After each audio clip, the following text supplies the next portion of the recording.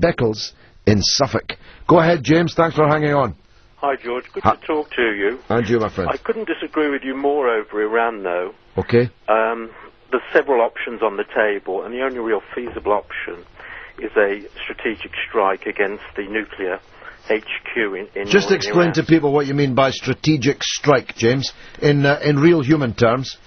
Well, I'd imagine that the mission would be conducted something like a stealth bomber, possibly from Israel, dropping bunker buster missiles on northern Iraq, which will then essentially destroy the... In northern Iraq? In northern Iran, sorry, which will then destroy the nuclear sites in north. But Iran's nuclear strikes are more than 80 in number and scattered throughout the country.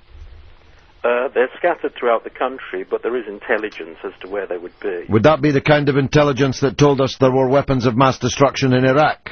Well, there would be no grounds for a strike on northern Iran unless there was good grounds to believe that there were nuclear installations there. But we were told that there were good grounds for believing that the Iraqis had weapons of mass destruction, and that turned out, however good the grounds for suspecting, to be absolute balderdash. But you're talking there about an invasion which led to regime change. No. I'm just dealing, first of all, James, with the issue of intelligence. You're telling me that this will be done, and the anodyne, or if you'll forgive me saying so, Orwellian phrase that you used, was a strategic strike, which is, of course, code for large amounts of high explosives raining down on people's heads. Now, you say you know where Iran's nuclear facilities are, although you didn't appear to know that they're more than 80 in number, and they're not in northern Iran, they're all over Iran.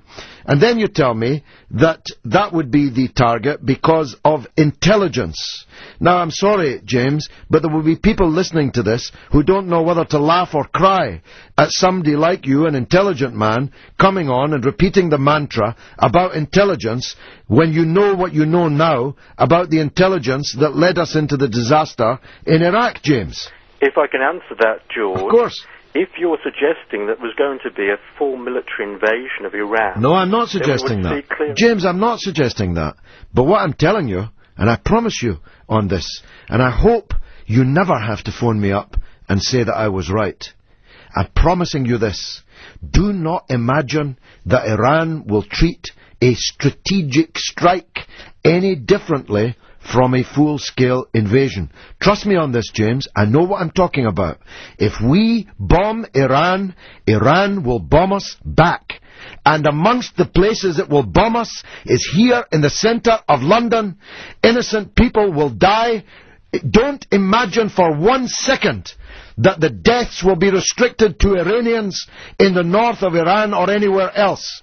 Any attack on Iran will be met by a full-scale response by Iran everywhere and anywhere. Trust me on that, James. Which is why we must disable it from having nuclear weapons. Well, you say that, but I wonder, living in Suffolk, if you're just maybe imagining you'll be safe from being disabled yourself. But let me tell you, as someone who lives in London, who represents 100,000 souls in London, who lost constituents the last time an underground train blew up, let me tell you, there'll be a lot of disabled people in London in return for your disablement of Iran's nuclear power plants, which are absolutely legal, which they have as much right to develop as we do, and any attempt to bomb Iran, which you're attempting to sanitize with all your military talk, any attempt to bomb Iran will not be one strategic strike on one place in the north of Iran. It will have to be hundreds of strategic strikes on more than 80 places, even if it's only restricted to the nuclear plants. And there's every reason to believe, in the wake of the American statement, criminalizing, making terrorists of the Revolutionary Guard in Iran, which is 150,000 people, which is an indispensable part of Iran's military forces, as terrorists. There's no reason to believe that they're not going to be attacked as well.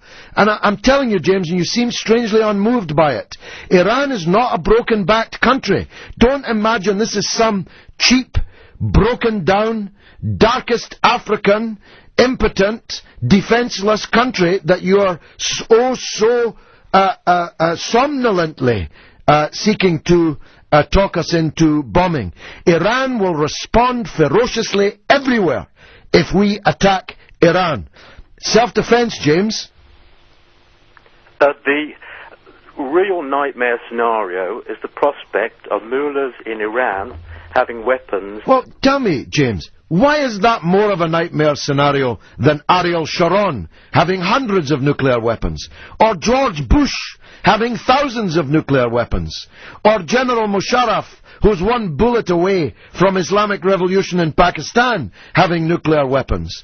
Or the government of India, which refuses to live up to its promises under the Non-Proliferation Treaty? Why are some people, James, allowed to have nuclear weapons, but others are not?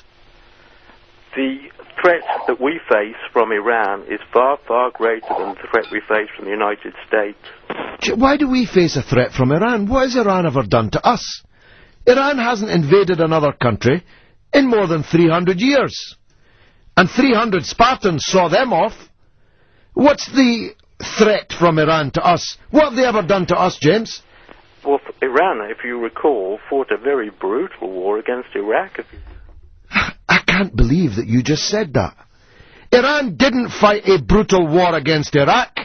Iraq invaded Iran.